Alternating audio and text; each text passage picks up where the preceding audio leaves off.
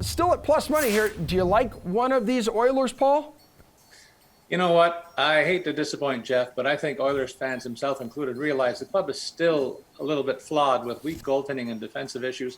They're currently 14th in the overall standings, so I have a little bit of trouble picking a guy from a team that low in the overall standings as the MVP.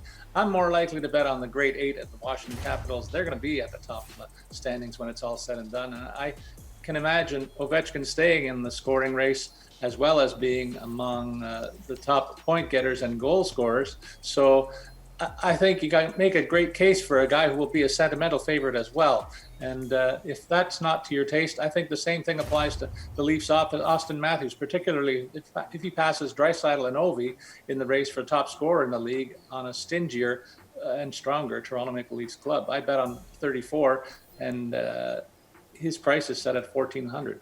Right now. Yeah, I'm glad you mentioned Ovi because, Geoff, you made me think like those two could split the votes as many teammates do, and Ovechkin at plus 750 could bring a little better value to the table, right?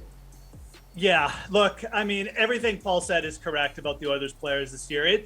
It's tough to get on them at these odds right now, just because I think the Oilers, as a lot of people probably who watch hockey, if you're not shocked to see them regress a little bit. Their defense really hasn't been that good all year.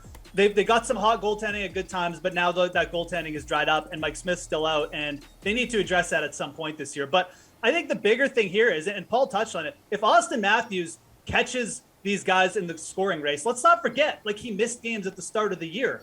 I mean, this would be a pretty big story. And I think that with how well Toronto is playing as a team, I mean, I think that the media, especially with him playing in a big market, would be more than happy to give him the MVP. Let's not forget Connor McDavid, already multiple in the bag.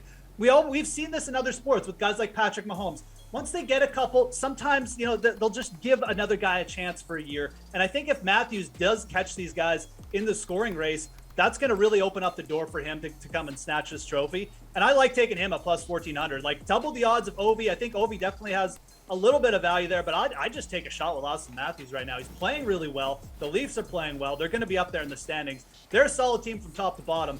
And those are way bigger odds than I thought you'd be getting on Austin Matthews right now today. So.